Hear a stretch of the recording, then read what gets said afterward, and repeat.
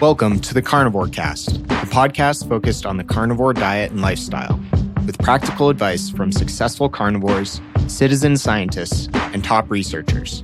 I'm your host, Scott Meslinski, and I'm here to speak with experts and experienced carnivores to get answers to your biggest and meatiest questions while helping you live your best life as a carnivore. If you enjoy the show, please consider supporting the Carnivore Cast on Patreon. By becoming a patron, you'll help us reach more people and continue to create content on carnivore. There are also exclusive perks available, such as private Q&As, consultations with me, and more. Become a supporter at patreon.com/carnivorecast. Check the episode description for the link. Thank you, and I'll see you there. James Berry is the founder of Pluck, an organ-based all-purpose seasoning. It's the first of its kind and an amazingly easy and delicious way for people to get organ meats into their diet. James has spent over 16 years in the culinary field, starting as a private chef. He's been in the vegan vegetarian chef on the Vans Warped Tour, traveled to 50 North American cities in 60 days, started a food delivery company, and cooked for many celebrities, including Tom Cruise, George Clooney, Gerard Butler, Sean Combs, Barbra Streisand, and John Cusack. That's quite the list. Welcome to the show, James. Thanks for having me, Scott. Yeah, excited to talk to you about a variety of topics, but would love to just start with a little bit more about your background. What got you started in food? Yeah, it's it's funny. My mom always jokes like she can't believe she has a chef for a son because she really like we were not like a foodie family. You know, it was very. Even though I grew up in, I was born in the early 70s, but I see my household as similar to the 50s because I felt like we kind of ate like 50s diets, Yeah. like it was very like, peas and mashed potatoes and some kind of protein. And then when TV dinners were all the rage, we'd have those. So I never felt like we were, that into quality of food. We definitely had good food. But my mom's just always shocked that I became a chef. She taught me how to scramble an egg at the age of 7. And I don't know, there's something about it. I was hooked. And, from that day forward, I was just always interested in learning. When I was in junior high school, I had the opportunity to take a culinary, like a gourmet culinary class. And I loved it so much that my mom asked the school if I could take it twice because they were offering it during the school day and then after school. And so they went ahead and said yes. And it was kind of like the pinnacle of my middle school years. So you took it twice at once, not like in succession. Yeah. No, at once. And I mean, it was interesting because she did run them slightly different, so it wasn't like I was repeating information. But I loved it. I absolutely loved it, and I remember learning. That was the first time I learned recipes, and I remember learning how to make a tostada salad. And I was just so excited. And I came home and I planned with my parents a night that I could make it for them. And I just remember feeling really full by the exchange, that exchange of sharing my love for my parents or for anyone really through the food. And from there, I just, I don't know, just kind of continued to learn. But here's what's interesting. I never saw it as a career. I don't know why. For some reason, I thought the only thing you could do as a chef was own a restaurant. And that meant you had to work nights. I don't know where that came into my mind, but for some reason I was convinced of that. So I just never saw it as a career option. I just saw it as a hobby until 9/11. 9/11 happened and I reevaluated my entire life. And I looked in, I thought to myself, what is it that really has heart that I truly love? That's what I want to make sure I'm doing. And I revisited cooking and went to culinary school. Yeah, that's awesome. That's a really cool story. And talking about like some of the highlights of your career, how did you get started? Like I read some things out in your bio. There's the Warped Tour, there's the traveling all of the cities, there's being the private chef, and then ultimately founding your food delivery company, Wholesome To Go, and also Pluck. What was the like kind of sequence of those, and how did you get into each of them? Yeah, so before I went to culinary school, I was in the entertainment business. I was an actor, and I was exploring writing and producing stuff. And I had been doing that for about 10 years. And I basically, I used to work really hard. I definitely would label myself a hard worker. And in the entertainment business, particularly as an actor, if you're a hard worker, you're putting out 200%, maybe you're getting back 15. I mean, it's so rare, luck is so much a part of it, and being in the right place at the right time, knowing the right people. But when I switched to culinary school, something happened. It was almost cosmic. I feel like something aligned energetically, because I came back to LA. That's where I was living. I went to culinary school in New York, and I came back from New York to LA, and I started booking work immediately. It was like all I had to do was think it, and it arrived. It just manifested. It was truly incredible how quickly I was able to build my resume. I literally would just think to myself, I want to cook for some bands and travel. And then a week later, I would get a call for, hey, do you want to be the vegan vegetarian chef on the Vans Warped Tour? It's like I had never experienced anything like that. And I just slowly built this, well, rather quickly, actually. I built an amazing resume without any, like cooking culinary service. I think really what it was, that the school I went to in New York was known for healthy cooking, and it was known for private chefs. And so a lot of people looking for private chefs would call the school. And when they were in LA, they would recommend me. I think it was really a testimony of that. When I went to the culinary school, I really showed up, and I did the work. A lot of the people that were there some of them were right out of high school, and I don't think they took it as seriously as I did. I was in my 30s, and it cost a lot of money, and I had to really work hard to save up to do it. So I didn't take any amount of it for granted, and I worked really hard. And I think the school recognized that, and so they knew that if someone needed a chef, or if someone needed something, that I would deliver. And so that school was an amazing school for me to go to. They really helped me early on. And then I was cooking for, eventually cooking for some celebrities like Tom Cruise. And that was an amazing experience. But I was, when you're cooking for a celebrity of that caliber, the hours really are outrageous. I mean, I was working 10 to 12 hour days. I'm on my feet a lot. You have to be ready for anything, because a lot of times there's spontaneous events that you have to be ready for. Sometimes their schedules change, so you're being told by someone else to have their breakfast ready by 8 because they have to go somewhere, be out the door. And then something changes instantly. Every hour they're telling you, okay, no, he's going to get up at 9, and then you have to be ready for 9. Nope, he's going to be up at 10 now. So you just have to constantly be on your feet.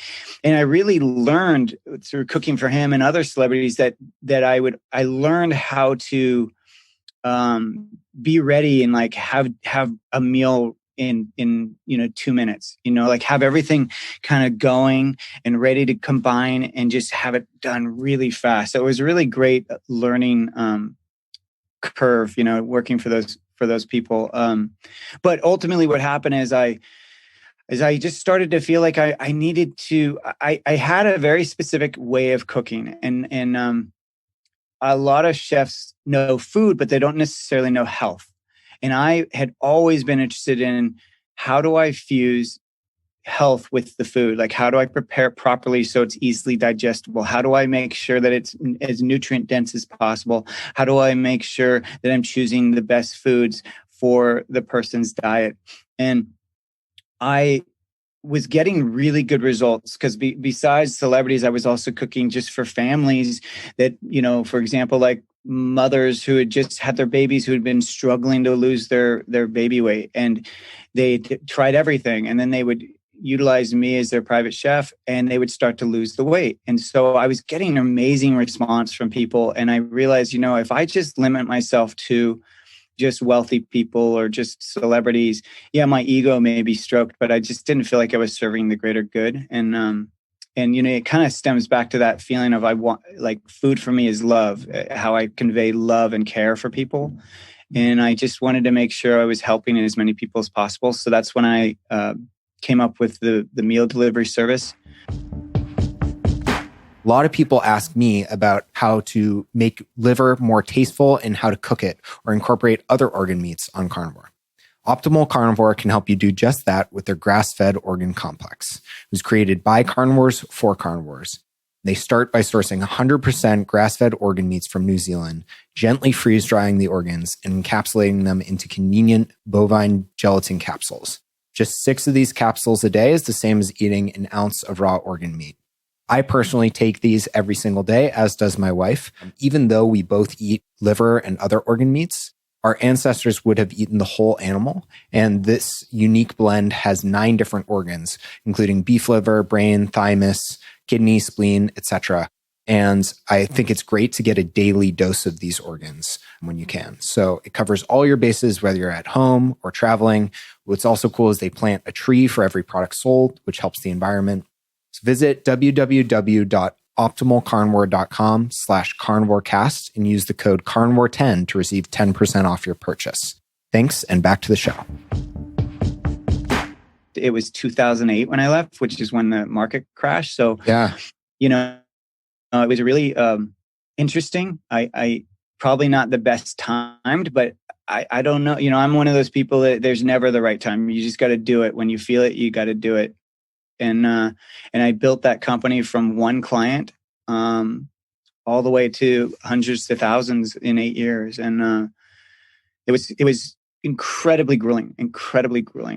For a company that was about health, I felt like I was depleting my own health. Yeah, that's tough. Yeah, I think any entrepreneur out there can identify with what I'm saying. I think, I think it's very American. Well, I'm saying it's very American, but maybe it's global now. But it's just that idea of wanting to own your own career. Be an entrepreneur. I think there's this idea that it's for everyone, and it really isn't. Like, it is so hard, and I had to. I was working all the time. I mean, when you work a job, when you're an employee, you go home, you don't take that job home with you. Hopefully, that's the goal, is you don't take that job home. But when you own the business, you take it with you everywhere you go. And I would go on vacations and I was still working. I mean, and so this was 8 years, and I just felt like my health was deteriorating.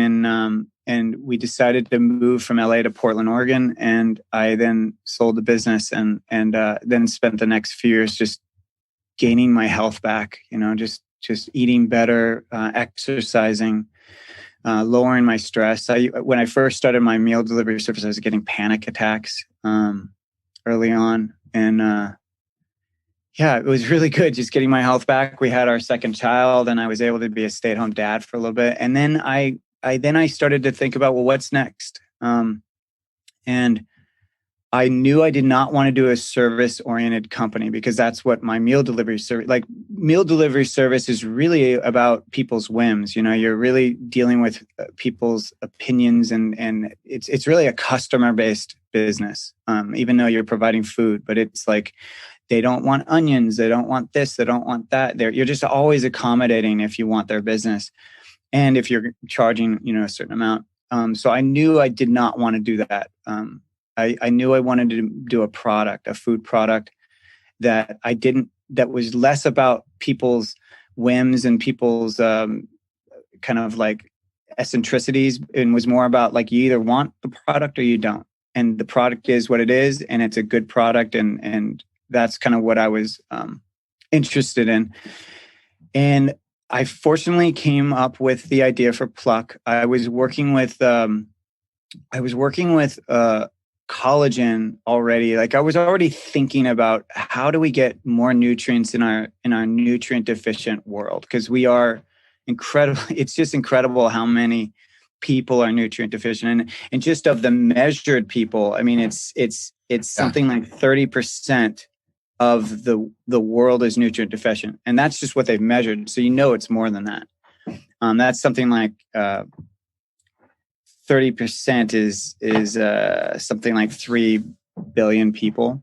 So it's just something I'm always thinking about. How can we get healthier? How can we not only get the nutrients from whole foods, but also how can I make health easier? Because that's one thing. That's one thing I definitely noticed. I think COVID really brought to light is that we can talk all we want about diets and what's healthy, but when COVID happened, if you look at what happened in the world, you kind of see where we default and where we go to when we're not at our best, which is we go to our addictions, we go to sugar, we go to alcohol, we go to substances.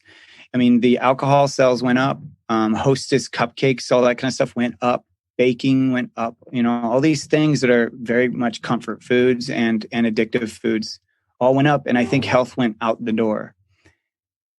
And that definitely concerns me, because I think it's impossible because there's always going to be a COVID event, right? Of course, it may not be COVID, but there's always going to be a stressful event in our lives. Always. There's always going to be something. And so if we can't stay healthy even in those moments, then to me, the health paradigm is off. Like something is off. It's not just what you're choosing, but maybe the psychology around it. And so I was really thinking, I had developed this product before COVID, but I realized that the power of Pluck, this organ-based seasoning, is that it doesn't require a new habit change. And when you think about all the health things that are trending, they usually require a new habit change. And that's what people can't stick with. I mean, even New Year's resolutions, right? We just had the top of the year. 80% of people that set New Year's resolutions in January have stopped them by February, 80%. So clearly we don't do good with new routines, new habits. So if we can find something that moves the health needle without requiring a new habit, then it's a win-win. And that is what I believe Pluck is, because basically you're getting nutrients from organs, which is sorely missing from our diets. And you don't have to know how to cook. You don't do anything different than just season your food, which is something we already do. Yeah, that's really cool. Very cool idea and interesting. And, I have encountered and worked with various organ meat companies, either mixing organs with other foods, organ supplements, etc. And I thought the organ seasoning was a really unique and powerful idea, and a great way to just, very easily with a low barrier for entry, have people start experimenting with a little bit more nutrient density in their diet. And James, I'm curious, have you, you're talking about acting and like applying yourself to being a chef, and your work ethic really comes through and dedication. Have you met or spoken with William Shufelt? I feel like you guys would hit it off. No, I haven't. Oh, so I think you would get along really well. He's an actor. He's a famous actor. He played the Red Power Ranger on Nickelodeon. He's had other roles, but he's also a carnivore, and he's huge into entrepreneurship and like just hustling, I guess you could say. But he's been on my podcast a few times, and he's a good friend. I'll introduce you guys. Wonderful! Really get along well.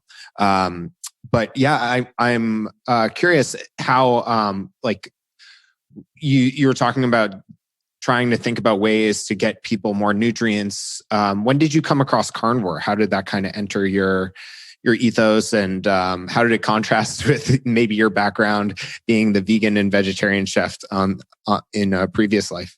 Yeah, I definitely. So I went to that culinary school in New York because they specialize in vegan, vegetarian food. That isn't what they were solely, but they specialize in it. And even though I wasn't a vegan vegetarian, I saw it as I wanted to have a niche. So I saw that as maybe a distinguisher if I had that specialty, and it ended up being a good thing when I first got out of culinary school.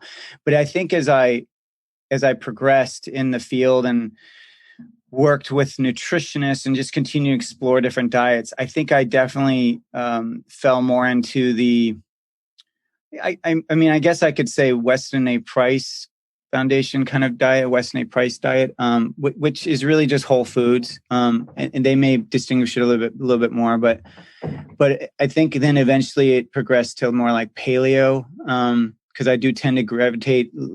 I don't tend to gravitate towards grains. I really do enjoy mostly protein, fat, and vegetables.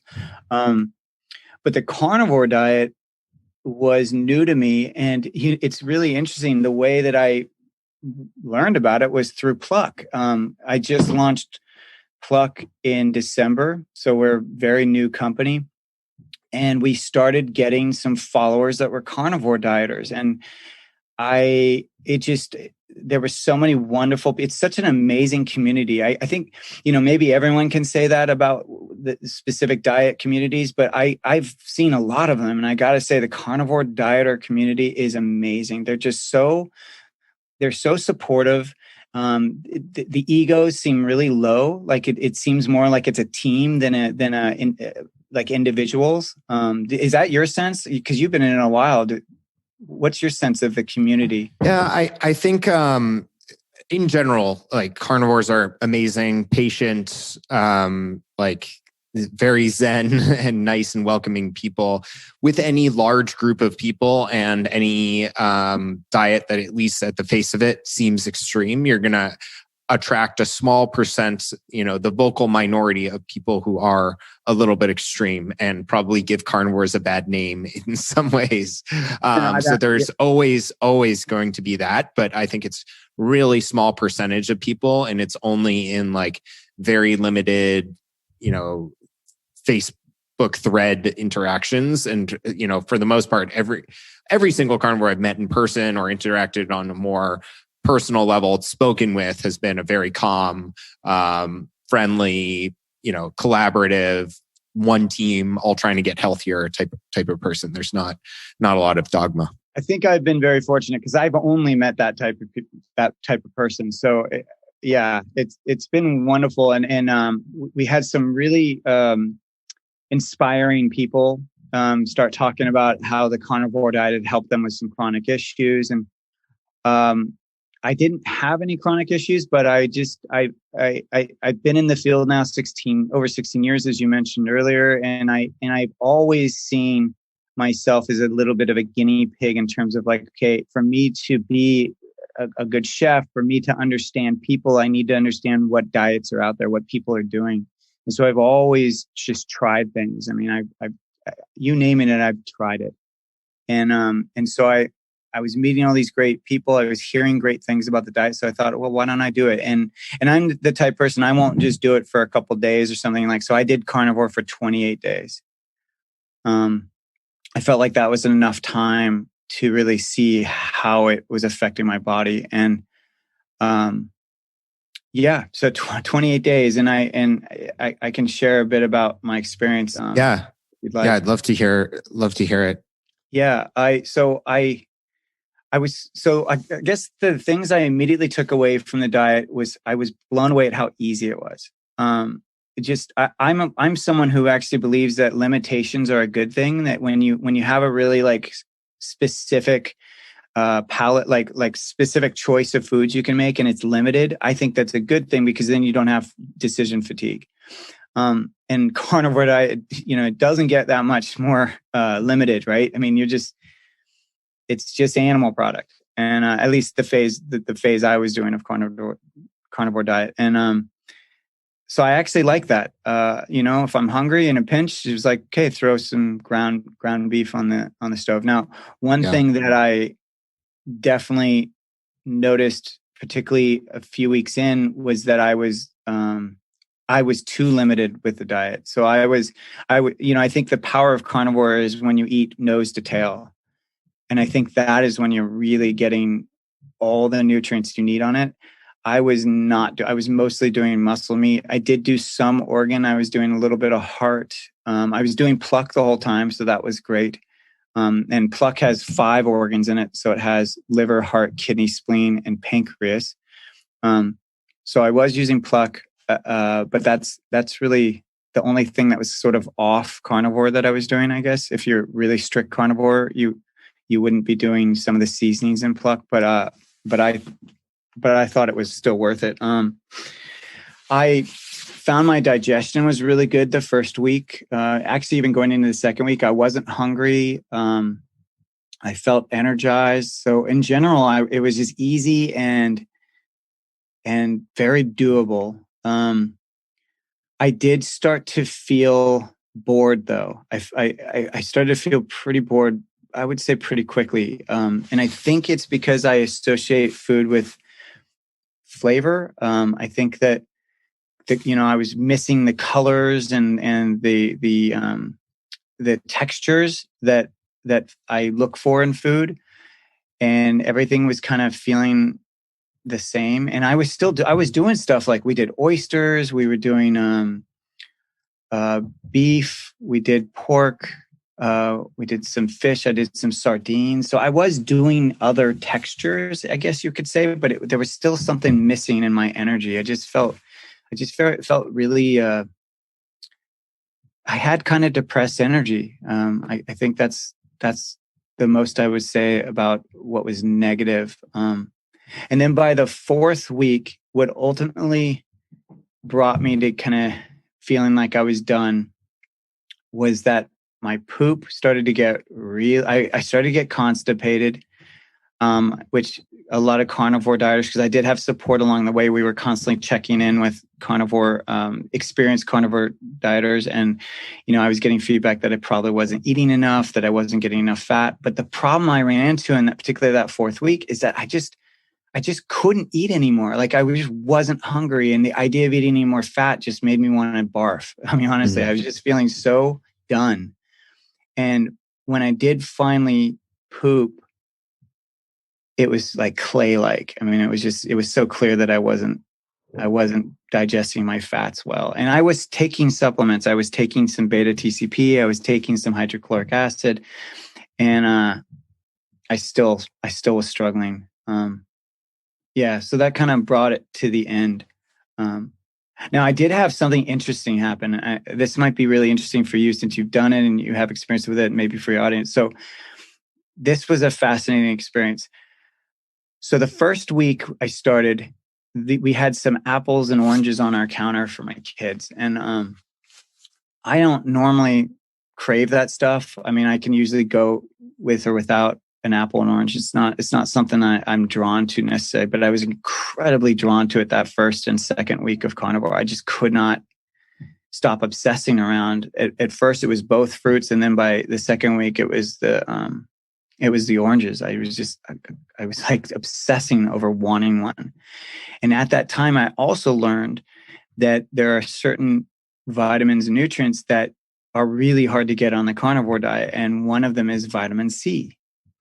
And so I don't know if this was me, projecting or whatever, but I was like, I wonder if intuitively my body is knowing I need vitamin C, and that's why I'm craving these oranges. So I did an experiment. I took a high dose of vitamin C supplement, and I wanted to see if I took that, if my craving would go away, and it did. It completely did. So that was fascinating. Yeah, that's interesting. Thanks for sharing your experience. I think a lot of the findings you had and symptoms you experienced are very common during adaptation. And I won't go through and give like all my suggestions and tips for things you could have done better or what I think was going on. But listeners are probably screaming at me saying like, he did this wrong. And that's no fault of your own. It sounds like you had a very intelligent approach to it and we're doing a lot of things right. But like just for the listeners' benefit, a few things to make sure you watch out for when you're starting out. One you already talked about is like making sure you're eating enough. Two, you really, really, really have to manage your electrolytes during the adaptation stages. So like making sure you're getting enough salt, not just at meals, but between meals. Sometimes salting your food to taste really isn't enough. And there is such a thing as too much salt, but you really have to manage that. Also, when you're getting adapted, you also want to probably supplement magnesium, maybe potassium.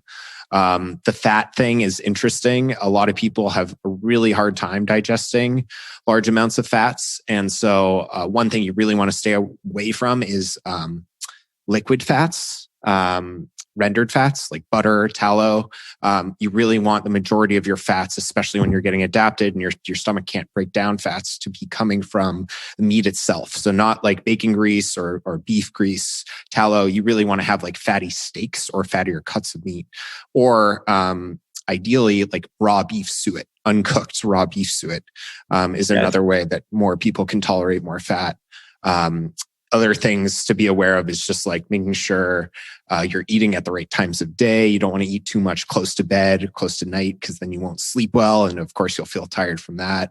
Another thing, like on the digestion front, totally hear you. A lot of people have that, or, constipation or diarrhea when they're starting a carnivore diet. Whenever you change your diet substantially, whether it's going to all meats or all vegetables or any major change, increasing your fiber, lowering your fiber, higher fat, lower fat, your digestion is going to change. That doesn't mean the diet isn't working for you. It may just mean your gut microbiome needs to turn over once or twice. So that can take time. And then on the vitamin C thing, it's really interesting you bring that up. So it is true, partially true, that there is lower vitamin C coming from animal foods, but a little bit of that is a misnomer. There actually is enough vitamin C in like a pound of ground beef, for instance, to fulfill your daily needs. But if you look into the nutritional information and data on vitamin C in beef, it says, and you like dig deep into the source material, it says assumed to be 0. There's actually sufficient vitamin C in an all animal-based diet, even in one short of organ meats. But if you are supplementing with organ meats like liver, you would definitely have enough vitamin C. And then the other thing is when you're not eating carbohydrates, your vitamin and nutrient requirements change dramatically.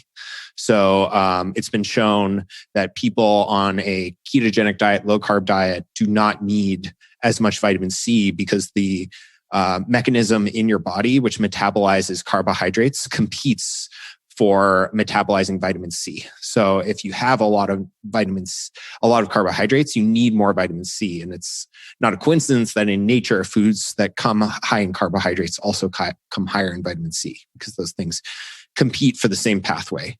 So those are just like a few considerations. You probably knew or thought of a lot of that, but just things to look out for folks listening if you are trying out a carnivore diet. Yeah, fortunately, we many of those we did get that feedback and that support. And it is interesting. I was taking electrolytes, and I was eating early. Like there were certain things that I was doing that you mentioned. And I think where it hit me, where I kind of hit the wall, was on that 28th day. I felt so nauseous because at that point I hadn't gone to the bathroom, I think in 7 days. I felt so nauseous. And I was doing magnesium too, and particularly in the evening, hoping that would help. But I felt so nauseous that I think I hit lunch. I had lunch, and then I was done. Like I ended up going to bed really early. I couldn't eat the rest of the day because I just felt so sick. Yeah. And that's when I just thought, well, what I struggle with is because I look at food from I try to look at food from as found in nature kind of perspective, as a whole food perspective. I'm not as into like synthetic vitamins and the kind of magic pill concepts of food. Sure. And so I really do gravitate more towards natural stuff. And so when I was feeling that nauseousness on that 28th day, I just saw it as like, you know what? I think this is my body telling me. Yeah, you're just done. And I just felt like, well, I have to, we can always talk about like I always find it interesting that the conversations around diets, and this is no comment to our conversation, I'm just saying, like, how people are always having the conversation of, should I eat meat or should I not? The whole vegan versus omnivore discussion is constant, and it's just I always hear that, and I think to myself, you're having the wrong conversation. It's not about which one is better. It's about what do you want, because ultimately food is a choice. It's a choice. You get to choose what goes in your mouth. So one thing we a lot of times have control over when there's so many things that we don't. And when we do that, you then get feedback, and it's then your job to listen to the feedback, and your body will tell you what's working and what's not working.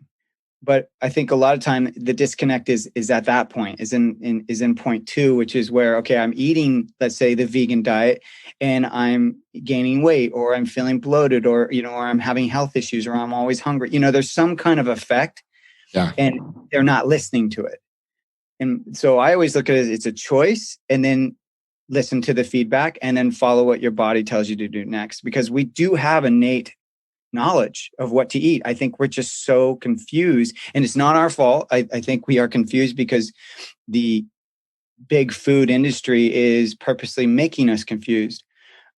Something that I'm sure most of you guys are aware of is, like, in nature, usually flavor equaled nutrition. When in nature, if the food had flavor, that meant there was nutrition to it. But now you buy something on the shelf, it has flavor, but that doesn't necessarily mean it has nutrition. So we're being tricked. Our bodies are being purposely confused, hoping that we'll purchase those Oreos or that bag of chips or whatever it is that has enhanced flavor with no nutrition. Yeah, that's a really great point. Well, James, this has been a fascinating conversation for me. I think listeners will really enjoy it too. And would certainly encourage them to check out Pluck, the supplement, the seasoning rather. I've really enjoyed it. Have tried it on a variety of different foods. Goes really well on eggs, on ground beef, on steaks.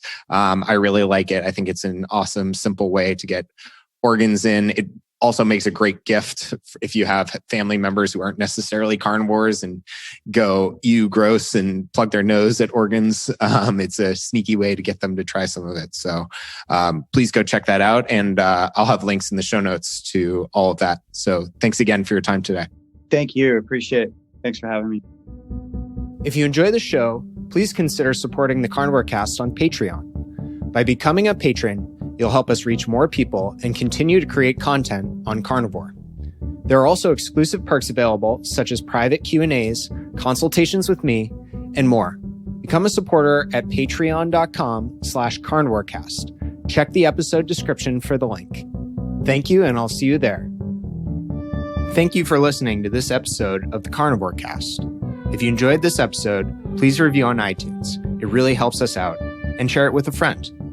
What questions would you like answered, or who would you like to hear from in the carnivore research community?